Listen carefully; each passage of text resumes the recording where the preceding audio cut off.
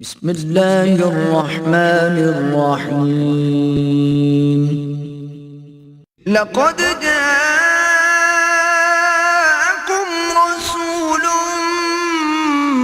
من أنفسكم عزيز عليه ما عنتم حريص عليكم بالمؤمنين رؤوف رحيم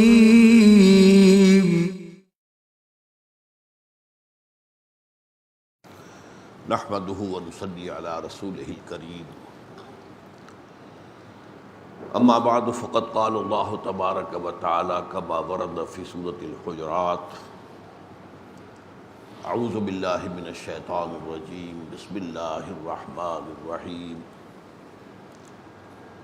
قالت الاعراب آمنا قل لم تؤمنوا ولكن قولوا اسلمنا ولما يدخل الإيمان في قلوبكم إلى قوله تعالى إنما المؤمنون الذين آمنوا بالله ورسوله ثم لم يرتابوا وجاهدوا بأموالهم وأنفسهم في سبيل الله أولئك هم الصادقون وقال عز وجل كما ورد في سورة الصف یا ایھا الذین آمنوا هل ادلکم علی تجارۃ تنجیکم من عذاب علیم تؤمنون باللہ ورسولہ وتجاہدون فی سبیل اللہ باموالکم وانفسکم ذالکم خیر لکم ان کنتم تعلمون وقال جل وعلا كما ورد فی نفس السورہ ان اللہ یحب الذین یقاتلون فی سبیلہ صفا کأنہم بنیان مرصوص صدق اللہ العظیم۔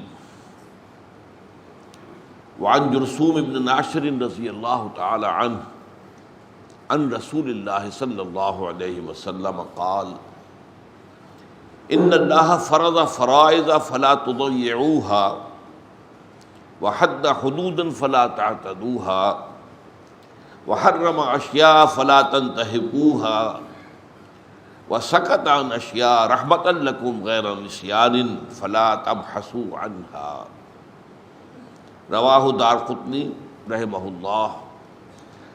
ھذا حدیث حسن۔ رب اشرح لی صدری ویسر لی امری واحلل عقدۃ من لسانی یفقہوا قولی۔ اللہم ربنا الہمنا رشدنا واعذنا من شرور انفسنا اللہم ارنا الحق حقا وارزقنا اتباعہ وارنا الباطل باطلا وارزقنا اجتنابہ آمین یا رب العالمین۔ ہم اربعین نووی کی حدیث نمبر 30 پر گفتگو کر رہے تھے۔ ایک حد تک تو ہماری گفتگو مکمل ہو گئی تھی، لیکن اس میں ایک کمی کا احساس مجھے ہوا اور میرا خیال ہوا کہ اس کی تلافی آج کر دی جائے۔ اس حدیث کا جو سب سے اہم اور پہلا ٹکڑا ہے اس میں لفظ آیا ہے فرض۔ ان اللہ فرض فرائض فلا تضيعوها۔ حضور فرماتے ہیں کہ دیکھو مسلمانوں، اللہ نے کچھ فرض تو تم پر عائد کر دیے ہیں، لازم کر دیے ہیں، ان کو ضائع مت کرو۔ یہ اصطلاح فرض کی یہاں پر وارد ہوئی ہے، لازم، واجب، امپیریٹو، یہ تو تمہارے لیے لازم ہے۔ اس کے بعد جو 3 ٹکڑے اور ہیں، اللہ نے کچھ حدود قائم کر دیے ہیں، ان سے تجاوز نہ کرو۔ کچھ چیزوں کو حرام ٹھہرایا ہے، ان کی بے حرمتی نہ کرو، اور کچھ چیزوں کے بارے میں سکوت اختیار فرمایا ہے تمہارے لیے رحمت کے طور پر، بھول کر نہیں، کسی نسیان کی وجہ سے نہیں کہ اللہ کو وہ بات یاد نہ رہی ہو، معاذ اللہ، لیکن اللہ نے حکمت کے تحت اور تمہارے لیے رحمت کے طور پر سکوت اختیار فرمایا۔ تو ان چیزوں کے بارے میں بحث مباحثہ نہ کرو، کھود کرید نہ کرو، خام خواہ کو ان کے بارے میں تفصیلات کے اندر جانے کی کوشش کی۔ تو میں نے اصل میں اس کے جو پہلا ٹکڑا ہے اس کے بارے میں فرائض دینی کا ایک جامع تصور آپ کے سامنے رکھا اور اس کے لیے ایک ذہن کے اندر نقشہ جمانے کے لیے ایک 6 منزلہ عمارت کا تصور آپ کے سامنے پیش کیا۔ اس میں پہلی منزل پر کوئی تعمیر نہیں ہے، صرف 4 ستون کھڑے ہیں۔ البتہ ان ستونوں کے نیچے فاؤنڈیشن ہے، اس کے 2 حصے ہیں، ایک جسے آپ پلنتھ کہتے ہیں، کرسی ہے، وہ بھی فاؤنڈیشن کا حصہ، لیکن وہ زمین کی سطح سے اوپر ہے، نظر آتا ہے۔ اصل فاؤنڈیشن، اصل جو بنیاد، تعمیر جو ہے، بنیاد جو ہے اس کی، وہ تو در حقیقت زیر زمین ہے، چھپی ہوئی ہے، نظر نہیں آتی، لیکن اصل جو ہے بنیاد تو وہی ہے۔ پھر ستونوں پر پہلی چھت آ گئی، پھر دوسری چھت آ گئی، پھر تیسری چھت آ گئی۔ اب اس میں جن اصطلاحات دینی کا تذکرہ ہو گیا ہے، میں صرف گنوا رہا ہوں۔ پہلی بات تو یہ کہ جو پلنتھ ہے اس کا گویا کہ ہم سمجھ سکتے ہیں کہ وہ ہے کلمہ شہادت، ایمان کا وربل اقرار، وربل ٹیسٹیفیکیشن، ایٹسٹیشن۔ اور جو اس کے نیچے ہے وہ ہے اصل ایمان، قلبی ایمان، یقین والا ایمان۔ پھر 4 عبادات ہیں، نماز، روزہ، حج، زکوٰۃ۔ پھر پہلی چھت کے ضمن میں جو اصطلاحات ہم نے سمجھی، اسلام ٹو سرنڈر، اطاعت، دلی آمادگی کے ساتھ حکم ماننا، تقوی، احتیاط کرنا کہ کہیں بھی اللہ کی کوئی حد ٹوٹنے نہ پائے، اللہ کے حدود سے تجاوز نہ ہونے پائے، اور ان سب کا مجموعہ عبادت رب، بندگی پرستش، ہم تن، ہم وقت، ہم ایک جہت سے اللہ کی اطاعت، اس کی محبت کے جذبے سے سرشار ہو۔ دوسری چھت پہ کیا ہے، یاد ہوگا آپ کو، تبلیغ، بات پہنچانے کے لیے، to reach out to people, دعوت، ان کو کھینچ کر بلا لینا اللہ کے راستے کی طرف۔ اسی کے ذہن میں آ جائیں گی اور اصلاحات بھی، تعلیم، حضور معلم بنا کر بھیجے گئے، نصیحت، انصح لکم، وصیت، یہ الفاظ اسی کتابیں ہیں۔ تیسری اہم اصطلاح ہے امر بالمعروف نہی عن المنکر، نیکی کا حکم، بدی سے روکنا۔ اور ان سب کا حاصل کیا ہے، شہادت علی الناس، لوگوں پر حجت قائم کر دینا کہ وہ اللہ کے ہاں یہ نہ کہہ سکے کہ اللہ ہمیں تیرا پیغام کسی نے پہنچایا ہی نہیں۔ اب تیسری منزل ہے، اس کے لیے کیا اصطلاحات آئیں، تکبیر رب، اللہ کو بڑا کرو، یعنی اللہ کی بڑائی کو نافذ کرو، وہ واقعی بڑا مانا جائے۔ اقامت دین، ان اقیموا الدین ولا تتفرقوا فیہ، دین کو قائم کرو، دین ایک نظام ہے، پورے نظام کو قائم کرو۔ اور لِیُظْہِرَهُ عَلَى الدِّینِ کُلِّهِ، اظہار دین الحق علی الدین کلہ، پورے کے پورے نظام زندگی پر دین حق کو غالب کر دینا۔ اور پھر ایک اور اصطلاح، وَيَكُونَ الدِّینُ كُلُّهُ لِلَّهِ، دین، نظام پورا کا پورا اللہ کے لیے ہو جائے، اللہ کے تابع ہو جائے۔ اور ایک حدیث میں اصطلاح آئی ہے، لِتَكُونَ كَلِمَةُ اللَّهِ هِيَ الْعُلْيَا، کہ اللہ کی بات سب سے اونچی ہو جائے۔ اب مجھے خیال آیا کہ ان اصطلاحات میں جہاد کا ذکر کہیں نہیں آیا، قتال کا ذکر کہیں نہیں آیا۔ باقی تو ہمارا تمام فرائض دینی کا جو ہے یہ نقشہ مکمل ہو گیا اس 6 منزلہ عمارت کی تمثیل کے حوالے سے۔ لیکن ہم ایسی حدیثیں پڑھ چکے ہیں جس میں کہ حضور نے فرمایا کہ ہمارے دین کی چوٹی کا عمل جو ہے وہ جہاد فی سبیل اللہ ہے۔ چنانچہ حدیث نمبر 29 میں ہم نے پڑھا تھا، حضرت معاذ رضی اللہ تعالیٰ عنہ سے، جو ایک مختصر حدیث ہے اور جو ترمذی نے روایت کی ہے، تو اس میں کیا الفاظ آتے ہیں؟ حضور نے فرمایا، الا اخبرک براس الامر وعمودہ وذروۃ السنام، اے معاذ کیا میں تمہیں نہ بتاؤں کہ اس ہمارے دین کے معاملے کی جڑ کیا ہے اور اس کا عمود، تنا کیا ہے، ستون کیا ہے، اور اس کی چوٹی کیا ہے، چوٹی کا عمل کیا ہے؟ قلت بلا یا رسول اللہ، میں نے عرض کیا حضور ضرور فرمائیے۔ قال راس الامر الاسلام، جڑ جو ہے ہمارے اس دین کی وہ اسلام ہے، وعمودہ الصلاۃ، اور اس کا ستون اور اس کا تنا یہ نماز ہے. وَذِرْوَةُ سَنَامِهِ الْجِهَادُ، اور چوٹی کا عمل جہاد. یہی حدیث جو ہے ذرا مفصل جو آئی تھی، ہم نے کافی پہلے پڑھی تھی، یاد ہوگا، اس میں یہی بات ایسے آئی ہے: ان شئت حدثتک یا معاذ برأس هذا الامر وذروة السنام. اے معاذ، اگر تم چاہو تو میں تمہیں بتاؤں کہ ہمارے اس دین کی جڑ کیا ہے، بنیاد کیا ہے، اور اس کی چوٹی کیا ہے. فقال بأبی و امی انت یا نبی اللہ فحدثنی. تو حضرت معاذ نے عرض کیا، میرے ماں باپ آپ پر قربان ہو اللہ کے رسول، ضرور فرمائیے، یہ تو حکمت دین کا خزانہ ہو جائے گا، مجھے عطا ہو جائے، ضرور مرحمت فرما دیجیے. فقال نبی اللہ صلی اللہ علیہ وسلم، اس پر اللہ کے نبی صلی اللہ علیہ وسلم نے ارشاد فرمایا: ان راس هذا الامر ان تشهد ان لا الہ الا اللہ وحدہ لا شریک لہ وان محمدا عبدہ ورسولہ.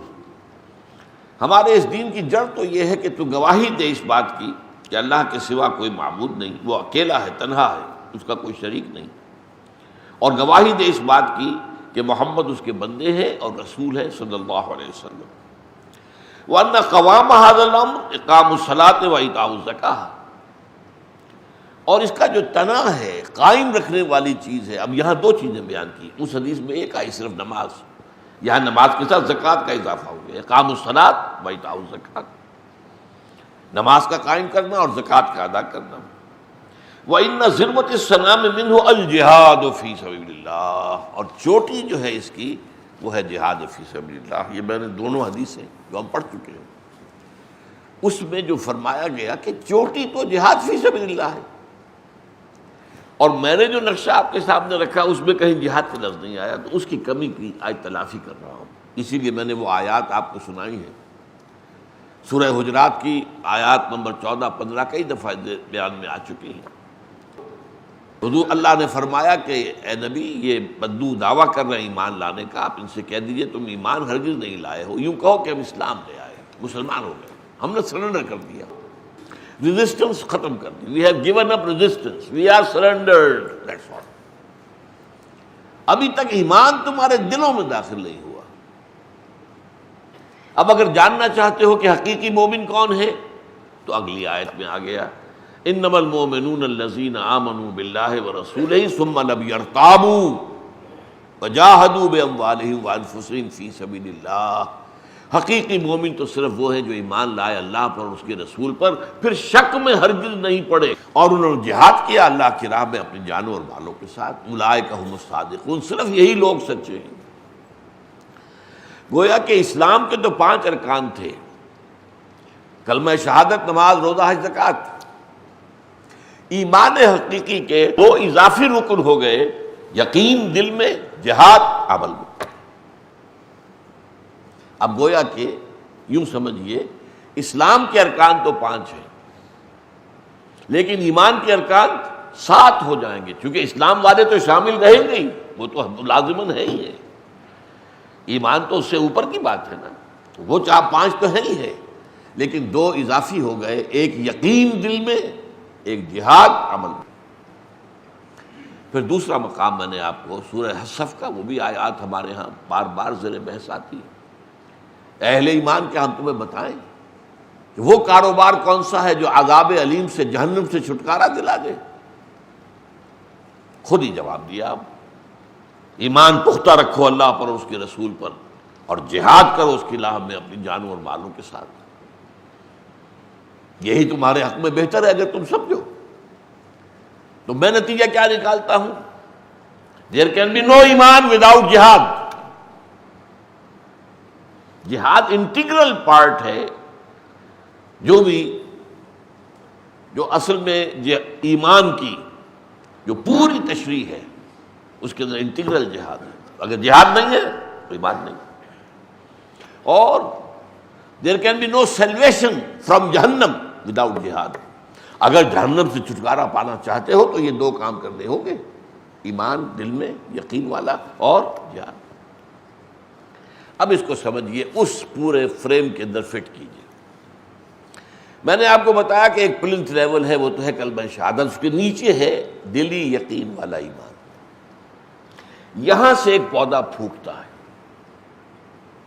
اور وہ بڑھتا ہے اور مختلف سطحوں پر اس کی شاخیں پھیلتی ہیں اور پھر وہ اپنی انتہا کو پہنچ جاتا ہے.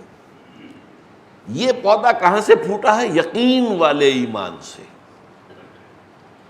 یہ شہادت باللسان والے ایمان کا حصہ نہیں ہے، ارکان اسلام میں سے نہیں. بعض لوگ اپنے ذرا جوش میں جذبے میں کہ جہاد کی اہمیت بیان کریں تو وہ اس کو ارکان میں شامل کر دیتے ہیں اسلام کی. یہ زیادتی ہے.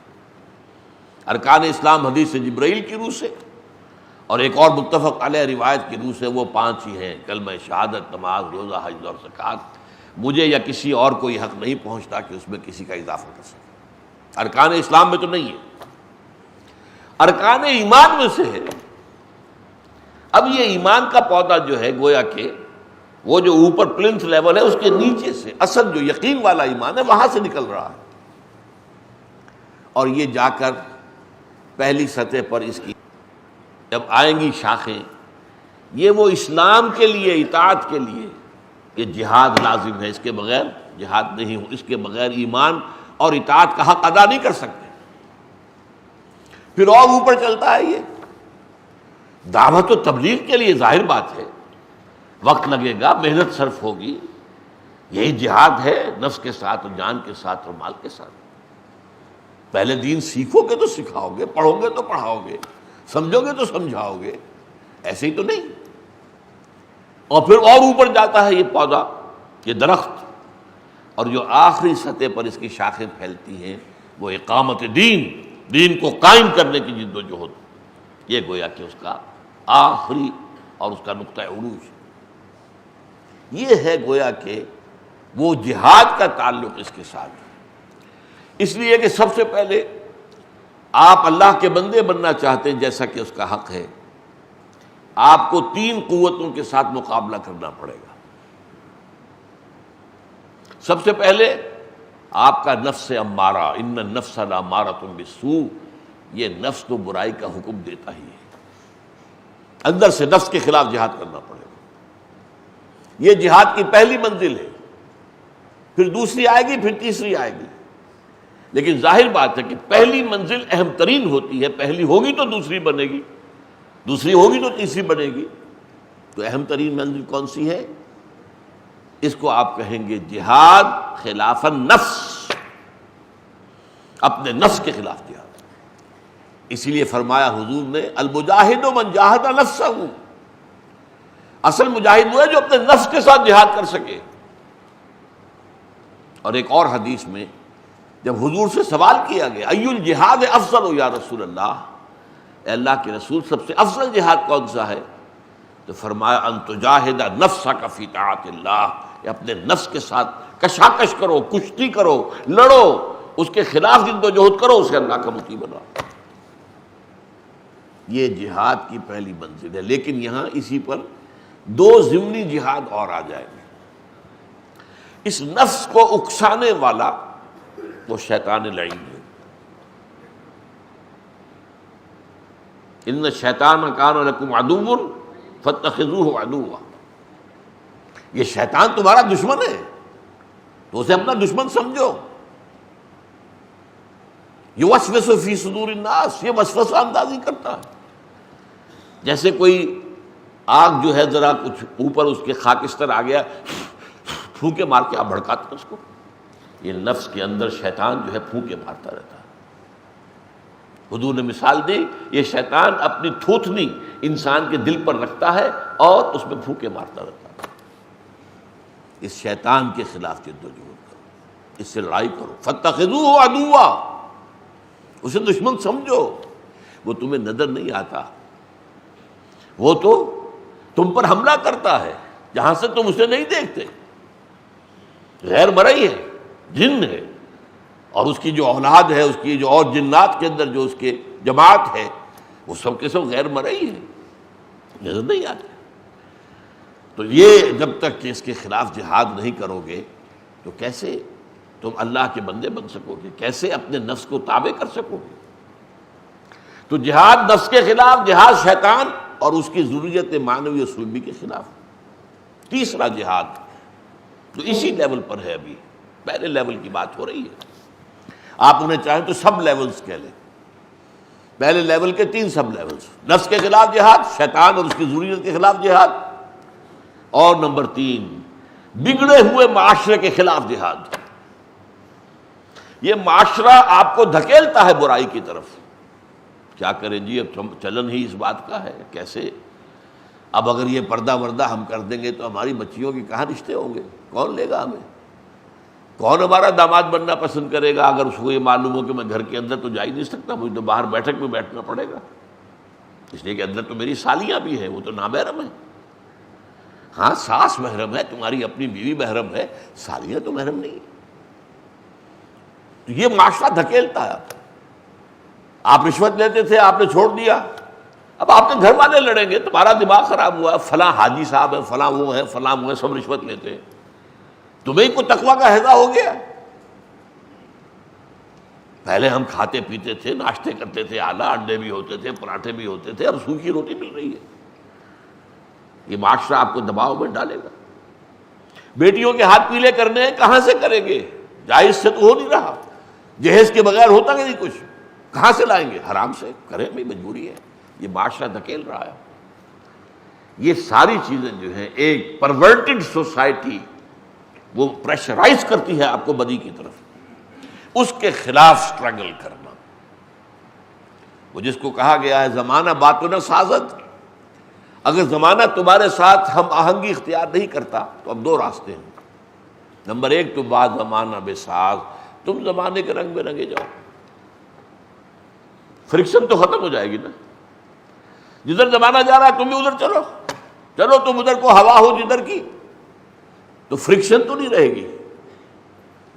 اور ایک یہ ہے زمانہ باطن سازد، تو بعد زمانہ ستیز، زمانہ تمہارے ساتھ ہم آہنگی نہیں کر رہا ہے تو زمانے کے خلاف جنگ کرو. یہ وہی لفظ ہے، ستیز کار رہا ہے ازل سے تا امروز، چراغ مصطفی سے شرار گلابی. زمانہ باطن سازد تو بعد زمانہ ستیز، زمانے کے خلاف سٹرگل. جو مثال میں دیا کرتا ہوں کہ اگر ایک ہجوم ایک طرف جا رہا ہے، آپ بھی ادھر ہی جا رہے ہو تو آپ کو کوئی سٹرگل کرنے کی ضرورت نہیں، وہ ہجوم خود ہی لے جائے گا آپ کو. اور اگر آپ اس کے برعکس چلنا چاہیں گے تو ہو سکتا ہے بڑی مشکل سے آپ 2 قدم چلیں اور پھر ہجوم کا ریلا آئے اور آپ کو 10 قدم پیچھے لے جائے. جو ہوتا ہے. تو پہلی سطح جو تھی اسلام، اطاعت، تقویٰ، احسان، عبادت رب، اس کا تقاضا پورا کرنے کے لیے 3 جہاد کرنے پڑیں گے، جن میں میجر جہاد ہے اپنے نفس کے خلاف جہاد. المجاہد من جاہد نفسہ. ای الجہاد افضل؟ ان تجاہد نفسک فی طاعت اللہ. پھر شیطان کے خلاف جہاد. یہ کیسے ہوگا یہ میں بعد میں بتاؤں گا. بگڑے ہوئے معاشرے کے خلاف جو ہے جد و جہد. اب اگلی سطح پر آئیے، دعوت اور تبلیغ. جیسا کہ میں نے کہا پہلے دین سمجھیں گے، سیکھیں گے، تبھی تو آگے پہنچائیں گے. یہ جہاد ہے. وہی وقت آپ لگاتے ہیں دنیا سیکھنے کے لیے، کوئی فن سیکھنے کے لیے، کوئی ہنر حاصل کرنے کے لیے، کوئی پی ایچ ڈی کرنے کے لیے، کوئی جو ہے پی ایچ ڈی کے علاوہ بھی اوپر جا کر جو ہے ایک کے اضافہ کر دے. یہی وقت لگانا پڑے گا اللہ کی کتاب کو، اللہ کے رسول کی حدیث کو سمجھنے کے لیے، تبھی تو آپ پہنچائیں گے. وقت لگا کے نہیں. اینڈ ٹائم از منی. وقت ہی تو دولت ہے. وقت ہی سے ایک ڈاکٹر جو ہے فیسیں لے رہا ہے، وہ وقت اس کا خرچ ہو رہا ہے. کوئی اور ہے وہ دن بھر گھس گھس کر رہا ہے دفتر میں کلر کی کر کے، تو اسے پیسے ملتے ہیں نا. وقت ہی تو ہے. وقت ہے، صلاحیت ہے. یہی وقت اور صلاحیت لگے دین کو سمجھنے اور سمجھانے میں. خیرکم من تعلم القرآن وعلمہ. اب اس کے بھی 3 لیول ہیں. پہلا لیول کیا ہے؟ جو انٹلیکچوئل ایلیٹ ہے آپ کے معاشرے کا، تعلیم یافتہ طبقہ، ذہین طبقہ، دی انٹلیکچوئل مائنورٹی، ذہین اقلیت، اس تک دعوت پہنچانا جو ہے آسان کام نہیں ہے. اس کے لیے تو آپ کو خود بھی اسی لیول آف کانشسنس پہ آنا پڑے گا جس پر کہ وہ لوگ ہیں. وہ واعظ سے اثر نہیں لیں گے، وہ کہیں گے لاؤ دلیل لاؤ، ہاتھو برہانکم ان کنتم صادقین۔ جب قرآن کہتا ہے تم لاؤ اے مشرکو اے کافروں، کوئی دلیل ہے تو لاؤ پیش کرو، تو انہیں بھی تو حق ہے نا، دلیل تو ہمیں۔ تو یہ دلیل جاننا تو آسان کام نہیں ہے، سطحی سے علم سے تو نہیں ہو سکتا۔ قرآن کا سطحی علم ہے، حدیث کا بس واجبی علم ہے، اس سے یہ ان کے ساتھ یہ بگڑے تگڑے جو شیطان ہوتے ہیں، جن کے دلوں ذہنوں کے اندر غلط فلسفے ہیں، غلط نظریات ہیں، ڈارونزم نے پنجے جما رکھے ہیں، مارکسزم نے پنجے جما رکھے ہیں، لاجیکل پازیٹیوزم نے پنجے جما رکھے ہیں، میٹیریلزم نے پنجے جما رکھے ہیں، سیکولرزم نے پنجے جما رکھے ہیں، لبرلزم نے جو ہے پنجے گاڑ رکھے ہیں۔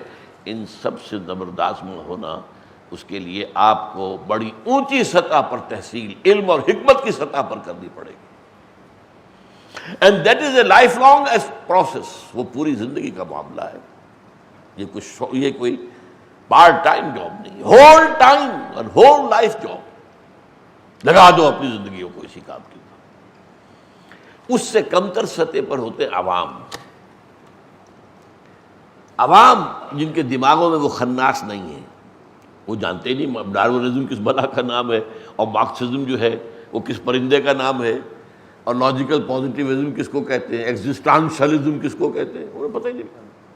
کلین سیٹس ہیں، ان کو آپ سادہ انداز میں واعظ اور نصیحت کریں گے، دو شرطیں ہوں گی، ایک تو دل کے خلوص سے کریں، یہ نہ ہو کہ آپ ان کو حقیر سمجھ کر اور دھونس جما رہے ہیں اپنی نیکی کی۔ اگر یہ ہوگا تو ریپیل کرے گا انسان کا ضمیر، چاہے آپ کی زبان پہ نہیں ہے لیکن جو ہے دل کو پہچانتا ہے کہ یہ میرے اوپر دھونس کاٹ رہا ہے اپنی، وہ ریپیل کرے گا خلوص سے۔ ان کی الدین والنصیحہ، یہ حدیث ہم پڑھ چکے ہیں، نصح و خیر خواہی کہتے ہیں، اور دوسرا یہ کہ جس بات کی دعوت دے رہے ہیں اس پر خود بھی عمل پیرا ہو، ورنہ نہیں، ورنہ تم اپنی اس دعوت کو بھی ڈھیلے کا کر دو گے، ڈھیلے کی ہے، اس کی اپنی شخصیت پر اثر انداز نہیں ہوئی تو میں چلوں گا اس سے۔ یہ ہے واعظ۔ اور تیسرا لیول ہوتا ہے جہاں کچھ لوگ باقاعدہ ٹریننگ پا کر اور پیسے اور تنخواہیں لے کر لوگوں کو گمراہ کرنے کی جد و جہد میں لگے ہوئے، عیسائی مبلغین آ رہے ہیں، بڑے بڑے فنڈ ہیں ان کے، یہ جو مشنز جو ہوتے ہیں حکومتوں کے بجٹ جتنے ہوتے ہیں ان کے بجٹ۔ قادیانی مبلغین ہیں تو ان کی جو ٹریننگ ہوتی ہے، جس طریقے سے انہیں پڑھایا جاتا ہے، عام علماء ان سے بات نہیں کر سکتے جب تک کہ خاص اس موضوع پر ٹریننگ ان کو بھی نہ ملی ہو۔ تو یہ چیزیں جو ہیں، بہائی ہیں، قادیانی ہیں، پھر رہے ہیں، یہ جو ہیں جو ایکسپرٹس بن کر آتے ہیں، ان کا مقابلہ جو ہے اس کے لیے آپ کو بھی وہ ٹریننگ حاصل کرنی ہوگی، تب آپ کر سکیں۔ یہ تین لیول ہو گئے۔ قرآن مجید میں ایک آیت میں ان کو جمع کر دیا گیا، ادعو الی سبیل ربک بالحکمت والموعظۃ الحسنۃ وجادلوا باللتی احسن،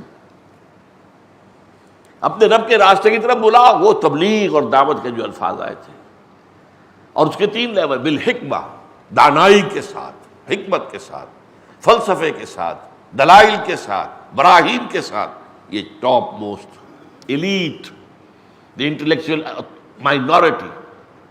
پھر والموعظۃ الحسنہ، اچھا وعظ، اچھی نصیحت لوگوں کو، لیکن وہ دل سے نکلے گا، دل پہ اتر جائے گا، اس لیے کہ دماغ کا بیریئر نہیں ہے۔ وہ پہلے لوگوں میں بیریئر ہے دماغ کا، وہ دماغ کے بیریئر کو پیئرس کریں گے آپ تو پھر ان کے دلوں تک پہنچیں گے، ورنہ نہیں پہنچ سکتے، وہ پردہ بہت بڑا ہے۔ لیکن یہ دوسری لیول جو عوام لوگ ہیں ان کے دلوں میں وہ حجاب ہے ہی نہیں، وہ بیریئر ہے ہی نہیں، تو دل سے نکلی بات دل پر جا اترتی۔ لیکن اچھا وعظ اور اس پر عمل، ومن احسن قولا ممن دعا الی اللہ وعمل صالحا وقال اننی من المسلمین، اس شخص سے بہتر بات کس کی ہوگی جو اللہ کی طرف بلائے اور نیک عمل کرے، اور یہ کہ میں بھی مسلمانوں میں سے ہوں۔ بھائی میں کوئی بہت بڑا مدعی نہیں ہوں کہ میں کوئی روحانیت کے بڑے اونچے مقام پر ہوں، میں علم کے بہت اونچے، کچھ نہیں، بھائی میں بھی عام مسلمان ہوں، تو میں بھی اسلام کی دعوت دے رہا ہوں، اسلام کی طرف عمل کرنے کی۔ میں کوئی اپنے آپ کو کوئی سپر ہیومن نہیں سمجھتا۔ میں نے تو آپ کو کئی دفعہ نوٹ کرایا کہ حضور نے کبھی اپنے آپ کو سپر ہیومن کی حیثیت سے پیش نہیں کیا، اسی معاذ بن جبل کی حدیث میں یہ الفاظ موجود ہیں نا کہ جب حضرت معاذ نے عرض کیا کہ حضور یہ رات بھر کے سفر کی وجہ سے وہ جو بے خوابی کا ہے معاملہ، اس لیے لوگ فجر کی نماز پڑھ کے جب چلے ہیں اونگ رہے ہیں، اس لیے ان کی جو ہے وہ اونٹنیاں یا اونٹ جو ہے اب وہ بے مہار ہو گئے. جب وہ ان کا جو ساربان ہے وہ اونگ رہا ہے تو کیا ہوگا؟ جو سوار اونگ رہا ہے تو اونٹنی کو تو آزادی ہے، وہ ناشتہ کرے، ادھر سے اسے کیکر کا درخت نظر آ گیا ادھر جائے گا، منہ مارے گی، پھر چل پڑے گی، پھر آگے چلے گی. اس پر حضور نے کیا فرمایا؟ انا کنت ناعسا، ہاں بھائی میں تو خود بھی اونگ رہا تھا. حضور نے یہ نہیں کہا یہ کیسے، کیوں اونگ رہے ہیں؟ میں بھی اونگ رہا تھا. جو بشری تقاضے ہیں وہ مجھ پر بھی ہے. لہذا اس پہلو سے یہ ہے کہ جو بھی عام آدمیوں کے اندر عام آدمی بن کر دعوت دو انہیں، یہ نہیں کہ ان کے اوپر اپنے تقوی اور اپنے زہد اور اپنے جو ہے کوئی درجہ احسان اس کا کوئی روپ گاٹو. اور تیسرا یہ جدال، مناظرہ، مناظرہ آپ کو کرنا پڑے گا عیسائیوں سے مناظرہ. جیسے پچھلی صدی کے اندر، بلکہ اس سے بھی پچھلی میں، کیونکہ وہ تو 19ویں صدی کا اختتام تھا جبکہ مولانا رحمۃ اللہ کیرانوی رحمۃ اللہ علیہ نے پادری فینڈر کو شکست دی ہے ہندوستان میں. ورنہ تو اگر وہ بات نہ ہوتی تو شاید ہندوستان کے سارے مسلمان عیسائی ہو جاتے. لیکن فینڈر تو چلا تھا کلکتے سے چل کر اور دلی تک آ گیا، اور ہر جگہ بڑے شہر میں اس نے علماء کو شکست کر دی. اس لیے کہ ہمارے علماء بائبل پڑھتے ہی نہیں، نہ تورات پڑھی نہ انجیل پڑھی. وہ آتے تھے تیاری کر کے پورے قرآن مجید کا ماسٹر ہو کر، عربی زبان کے اندر وہ بڑے فلوئنٹ ہو کر آتے تھے، تیار ہو کر آتے تھے. تو کیسے مقابلہ کر لیں؟ اس کے لیے تو تیاری ہونی چاہیے پہلے. اگر وہ آپ کے قرآن پر حملہ کر رہے ہیں تو آپ کو معلوم ہونا چاہیے کہ انجیل کے کون کون سے مقامات ہیں جہاں پر آپ جھول دکھا سکتے ہو. تب چپ ہوں گے نا. اس دور میں ہمارے ہاں شیخ احمد دیدات نے وہ کام کیا. اب جو ہے آپ کو معلوم ہے ڈاکٹر ذاکر نائک وہ کام کر رہا ہے. اور ڈاکٹر ذاکر نائک نے تو ہندو مت کے خلاف بھی اور ان کی کتابوں سے جو ہے ان کے حوالوں سے ان پر حجت قائم کر رہے ہیں. یہ جو ہے جادلہم باللتی احسن، لیکن گالی مت دینا. وہ تمہیں گالی دے، تم گالی مت دینا. وہ اللہ کو برا بھلا کہے، تم ان کے معبودوں کو برا بھلا مت کہنا. کہیں ایسا نہ ہو کہ ان کی حمیت بھڑک اٹھے، نہیں سنتے تمہاری بات. نہیں، بلکہ یہ ہے کہ اس کے لیے جادلہم باللتی احسن، اچھے طریقے سے ان کے بھی جذبات و احساسات کا پاس کرتے ہوئے اس پر ان کے ساتھ دعوت دو. تو یہ دوسرے لیول کے جہاد کے 3 سب لیول ہو گئے. دعوت و تبلیغ انٹلیکچوئل ایلیٹ کو نمبر 1، دعوت و تبلیغ عوام الناس کو نمبر 2، اور نمبر 3 جو ہیں بگڑے تگڑے جو آ کر جو تو در حقیقت انہیں تو تنخواہیں ملتی ہیں اسی بات کی کہ مسلمانوں کو گمراہ کرو، تو ان کا مقابلہ جو ہے انہی کی جگہ پر اسی میدان میں آ کر کرنا. اب آئیے تیسرا لیول ہے اللہ کے دین کو قائم کرنا. یہ سب سے مشکل ہے. یوں سمجھیے کہ یہ درخت اب اپنی چوٹی کو پہنچ رہا ہے. نظام کو بدلنا، انقلاب برپا کرنا. ہر نظام کے ساتھ کچھ ویسٹڈ انٹرسٹ ہوتے ہیں لوگوں کے، جس کو آپ آج کل پڑھتے ہیں عام طور پر اسٹیٹس کو. وہ لوگ جو ہیں جن کے مفادات ہیں وہ چاہتے ہیں اسٹیٹس کو رہے، یہ ہمارا نظام جو ہے اسے کوئی نہ چھیڑے. جاگیرداری نظام ہے، کبھی جاگیردار پسند کرے گا کہ ہمارے نظام کو ختم کیا جائے؟ ناممکن. جو بھی نظام دنیا کے اندر ہے اس کے ساتھ ویسٹڈ انٹرسٹ اور مراعات یافتہ طبقات ہوتے ہیں. وہ طبقات جن کو خاص مراعات اس میں حاصل ہوتی ہیں وہ کبھی بھی اپنی مراد چھوڑنے کو تیار نہیں ہوتے. یہاں تصادم کرنا پڑے گا، فزیکل تصادم ہوگا. اس سے پہلے کیا تھا؟ اندر ہی اندر آپ کے ایک ہو رہا تھا جہاد نفس کے خلاف اور شیطان کے خلاف، تو اندر ہی اندر تھا نا. دوسرے نمبر پر جہاد ہو رہا تھا نظریات کے خلاف، باطل عقائد کے خلاف. اس میں جنگ تو نہیں تھی، اس میں تصادم نہیں تھا. جائزہ نہیں ہے کہ کوئی آپ کو گالی دے جائے گا، کوئی آپ کو جو ہے برا بھلا کہہ دے گا، مارے گی تو نہیں. نظام کو بدلنے کے لیے تو ہتھیلی پر جان رکھ کر میدان میں آنا پڑے گا. اس کے بھی 3 لیول ہیں. پیسو ریزسٹنس، اگر وہ تمہیں پرسیکیوٹ کریں، ٹارچر کریں، برداشت کرو وداؤٹ اینی ریٹیلیشن. جو 12 سال تک مکے میں حکم یہی تھا، چاہے تمہارے ٹکڑے کر دیں اور چاہے تمہیں زندہ جلا دیں، you are not allowed to retaliate. You are not allowed to raise your hands even in self-defense. اس تصادم کا پہلا مرحلہ یہ تھا، اور یہی اصل میں جو کامیابی کا سب سے بڑا راز ہے محمد کا صلی اللہ علیہ وسلم، وہ یہی ہے۔ اس سیرت کو سمجھا ہی نہیں ہے لوگوں نے۔ پڑھیے میری کتاب منہج انقلاب نبوی، کیا انقلاب کا منہج کیا تھا، کیا اس کے مراحل تھے۔ 12 برس تک order of the day, know retaliation, take all persecution whether it is verbal. کسی نے آ کے آپ کو گالی دی ہے، کسی کا پاگل ہو گئے، کسی دماغ خراب ہو گئے، اور حضور سے کہا گیا یہ پاگل ہو گئے، مجنون ہے، انہ لمجنون، کذاب، ساحر کذاب، یہ سب کہا گیا۔ برداشت کرو اے محمد، صبر کرو۔ فاصبر علی ما یقولون واہجرہم ہجرا جمیلا، صبر کیجئے جو کچھ یہ کہہ رہے ہیں۔ اور یہ نہیں ہے کہ آپ کو تکلیف نہیں پہنچی، ہمیں معلوم ہے۔ اللہ فرماتا ہے سورہ ہجر کے آخر میں وَلَقَدْ نَعْلَمُ أَنَّكَ يُضِيقُ صَدْرُكَ بِمَا يَقُولُونَ، ہمیں معلوم ہے اے نبی، اے محمد صلی اللہ علیہ وسلم، کہ جو کچھ یہ کہتے ہیں اس پر آپ کا سینہ بھجتا ہے، اندر سے دکھ ہوتا ہے۔ یہی تھے جو میرے قدموں میں اپنی آنکھیں بچھاتے تھے، یہی ہیں جو آج صادق الامین کہتے تھے، جہاں صادق ذا الامین، آج یہ مجھے جھوٹا کہہ رہے ہیں، کذاب کہہ رہے ہیں، شاعر کہہ رہے ہیں، ساحر کہہ رہے ہیں، مسحور کہہ رہے ہیں، رجلا مسحورا۔ چاہے وہ وربل پرسیکیوشن ہو، چاہے فزیکل ہو، جھیلو، برداشت کرو۔ اس کے بعد ایک وقت آتا ہے جبکہ کافی تعداد ہے، now you can challenge the system. ظاہر بات ہے 2-4 آدمی، 200-400 آدمی سے سسٹم چینج نہیں ہوتا، چیلنج نہیں ہو سکتا۔ آج کل کے حساب سے لاکھوں آدمی چاہیے۔ اب اگر آپ کو اندازہ ہے، اب آپ اس نظام کے خلاف کوئی حرکت کیجیے، عملی ایکٹیو ریزسٹنس جسے کہتے ہیں، اور پھر تصادم ہوگا، تصادم میں جانے دینے کو نہیں تیار رہو، میدان میں آ جاؤ۔ چاہے وہ 2 طرفہ تصادم ہو جیسے کہ حضور کی سیرت میں نظر آتا ہے، چاہے آج کے دور میں ایک خاص شکل آئی ہے یک طرفہ تصادم، یک طرفہ جنگ۔ آپ نہ مارے کسی کو، سسٹم کو بلاک کر دیں، جیسے آپ کہتے ہیں کہ دھرنا دیں گے، یہ کریں گے، گھیراؤ کریں گے۔ یہ کام جو ہے یہ آج کے دور میں یہ نئی شکل پیدا ہوئی ہے، بجائے 2 طرفہ جنگ کے۔ یوکرائن میں اسی طرح انقلاب آ گیا، بھاگ گیا، وہ جو صدر تھا اسے بھاگنا پڑا، جب سیلاب آ گیا لوگوں کا اور پارلیمنٹ کے اوپر حملہ آور ہو گیا تو وہ بھاگا پچھلے دروازے سے جان بچا کر۔ یہ جارجیا میں ہوا، یہ لیٹن امریکہ میں کئی ممالک میں ہوا، یہ ہو رہا ہے۔ تو یہ ہے، لیکن اپنی جان دینے کو تو تیار رہنا پڑے گا۔ ہو سکتا ہے کہ وہ حکومت جو ہے حکم دے اور آپ پر گولیاں چلے، دے دو جان، تو جان دی ہوئی اسی کی تھی، حق تو یہ ہے کہ حق ادا نہ ہوا۔ تو یہ ہے جہاد سے اب قتال آ گیا، یہ ہے آخری نمبر۔ گویا کہ میں نے 8-9 منزلیں آپ کے سامنے بیان کی ہیں جہاد کی، 3 جو لیولز تھے اس کے اوپر ایک پر 3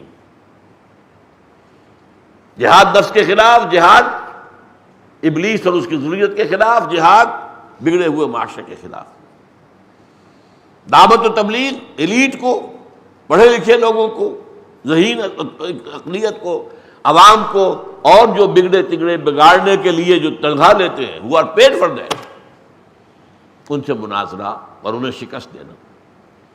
اور پھر میں نظام کے خلاف جدوجہد، پیسو ریزسٹنس، ایکٹیو ریزسٹنس، اور پھر جان ہتھیلی پر رکھ کر میدان میں، یہ قتال کا مرحلہ ہو جائے گا جو سب سے اونچا ہے۔ اس لیے میں نے سورہ صف کی وہ آیت بھی آپ کو سنائی کہ ان اللہ یحب الذین یقاتلون فی سبیلہ صفا کانہم بنیان مرصوص، اللہ تعالیٰ کو تو اپنے ان بندوں سے محبت ہے جو اس کی راہ میں جنگ کرتے ہیں، صفے باندھ کر گویا کہ سیسا پلائی ہوئی دیوار ہے۔ اب آپ نے سمجھا کہ وہ 3 منزلہ عمارت ہے، اس میں ظاہر بات ہے کہ پہلی منزل سے اوپر چڑھنے کے لیے سیڑھی چاہیے نا، سیڑھی چڑھنے کے لیے طاقت چاہیے، وہ جہاد کا پہلا مرحلہ ہو گیا۔ دوسری منزل سے اوپر جانے کے لیے پھر آپ کو سیڑھی چاہیے، یہ جہاد کا دوسرا مرحلہ ہو گیا۔ پھر اس کو آخری منزل تک جانے کے لیے پھر سیڑھی چاہیے، وہ سیڑھی چلی آ رہی ہے، یہ جہاد ہے۔ اب آخری بات، ہتھیار کیا ہے آپ کے پاس؟ نفس کے خلاف جہاد کرنے کے لیے ہتھیار کیا ہے؟ قرآن۔ قرآن پڑھو پڑھو پڑھو پڑھو، اسے اپنے اندر اتارو اتارو اتارو۔ قم اللیل الا قلیلا نصفہ او انقص منہ قلیلا او زد علیہ ورتل القرآن ترتیلا۔ یہ قرآن نور ہے، جتنا نور اندر جائے گا تاریکیاں چھٹتی جائیں گی، اور نور بڑھا اور تاریکیاں ختم ہوئی، اور نور بڑھا تاریکیاں ختم ہوئی۔ جہاد کیا ہے؟ بذریعہ قرآن۔ دعوت و تبلیغ میں کیا ہے ہتھیار؟ قرآن۔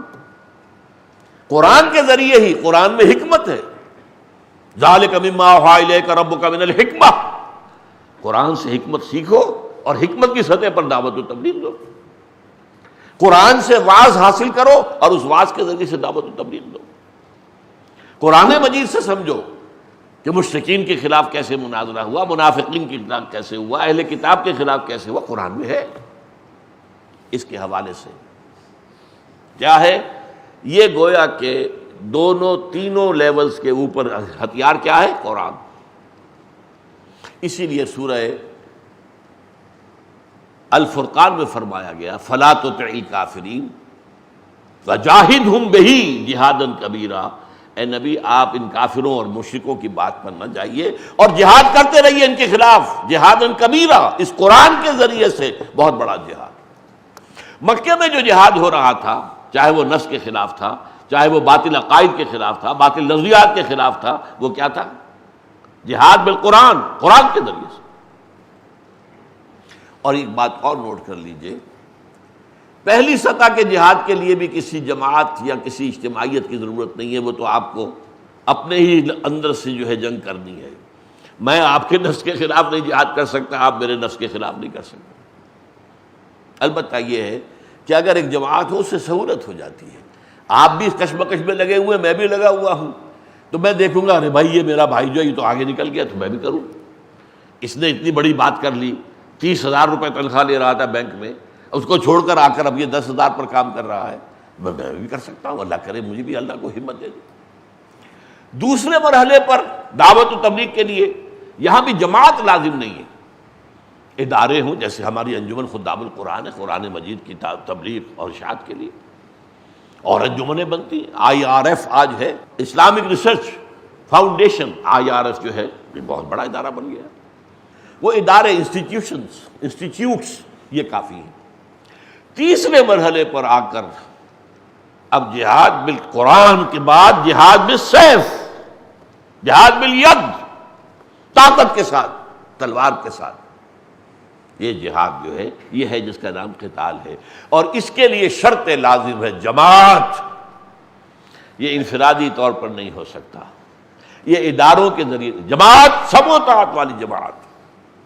علیکم بالجماعہ انی آمرکم بخمس اللہ امرنی بہن بالجماعت والسمع والطاعت والہجرت والجہاد فی سبیل اللہ۔ اے مسلمانوں، میں تمہیں 5 باتوں کا حکم دے کر جا رہا ہوں، اللہ نے مجھے ان کا حکم دیا، اپنی طرف سے نہیں کہہ رہا۔ جماعت کی شکل اختیار کرو، حکم سنو امیر کا اور اطاعت کرو، اور اس شکل، اس جماعت کے ساتھ پھر جہاد بھی کرو اور ہجرت بھی کرو۔ یہ اصل میں آخری درجے کے لیے لازم، علیکم بالجماعہ، یہ لازم ہے۔ ہاں پہلے درجے کے لیے ضروری نہیں ہے، دوسرے درجے کے لیے ادارے کافی ہیں، ادارے ہیں، انسٹیٹیوٹس ہیں، انجمنیں ہیں، فاؤنڈیشنز ہیں، وغیرہ وغیرہ، نشر و اشاعت کے ادارے ہیں، وغیرہ وغیرہ۔ لیکن تیسرے لیول کا جہاد وہ تو جماعت کی شکل میں ہوگا، اور جماعت اگر حضور کے نقش قدم پر قائم کرنی ہے تو وہ بیعت کی بنیاد پر ہوگی۔ بیعت کرو مجھ سے، میرا ہر حکم سنو گے اور مانو گے۔ بایانا رسول اللہ صلی اللہ علیہ وسلم علی السمع والطاعت فی العسر والیسر والمنشط والمکرہ وعلی عثرۃ علینا وعلی لا ننازع امر اہلہ وعلی ان نقول بالحق اینما کنا لا نخاف فی اللہ لومۃ لائم، متفق علیہ۔ یہ متفق علیہ حدیث ہے۔ حضرت عبادہ ابن ثابت فرماتے ہیں ہم نے بیعت کی تھی اللہ کے رسول سے، آپ کا ہر حکم سنیں گے اور اطاعت کریں گے، چاہے مشکل ہو چاہے آسان ہو، چاہے ہماری طبیعتیں آبادہ ہوں چاہے ہمیں اپنی طبیعتوں پر جبر کرنا پڑے، چاہے آپ دوسروں کو ہم پر ترجیح دے دیں۔ ہم کبھی یہ نہیں کہیں گے کہ حضور آپ نے 9 وارد کو ہم پر امیر بنا دیا، ہم آپ کے پرانے خادم تھے، یہ کیسے ہوا؟ نہیں، آپ کا پریروگیٹو ہوگا یہ، جس کو چاہیں بنائیں، اور جس کو آپ امیر بنائیں گے اس کا بھی حکم مانیں گے، اس کی اطاعت کریں گے۔ یہ تو جماعت کا نظم ہوتا ہے، برانچنگ ہوتی ہے، ایک ٹوٹل امیر ہے، پھر کوئی ایک صوبائی امیر ہے، ایک ضلعی امیر ہے، وغیرہ وغیرہ۔ تو اس کے تحت اس کی اطاعت ہوگی۔ اور ہاں جو بات جو حق ہوگی ہمارے نزدیک اسے بیان ضرور کر دیں گے، ڈریں گے نہیں کہ کوئی لوگ کہیں گے لوگ دیکھو جی ان کو یہ تو پاگل دماغ خراب ہو گیا ان کا، یہ کیا بات کر، کچھ بھی کہیں، اینما کرنا، جہاں بھی ہوں گے حق بات ضرور کہہ دیں گے، لیکن اس کے بعد جو بھی حکم ہوگا امیر کا اس کی اطاعت کریں۔ یہ ہے اس نقشے میں جو کمی رہ گئی تھی 6 منزلہ عمارت۔ اس 6 منزلہ عمارت میں آج ہم نے ایک سیڑھی کا اضافہ کیا، وہ جہاد ہے، اور ان 3 لیولز کے اوپر جہاد میں جو اصل ذریعہ ہے وہ قرآن ہے، اس کے ذریعے سے 2 لیولز کے اوپر جہاد، اور تیسرے پر آ کر جان ہتھیلی پر رکھ کر چاہے 2 طرفہ جنگ اور چاہے یک طرفہ جنگ اپنی جان دینے کے لیے تیاری کرنی پڑی ہوگی۔ بارک اللہ لی و لکم فی القرآن العظیم ونفعنی و ایاکم بالآیات والذکر الحکیم۔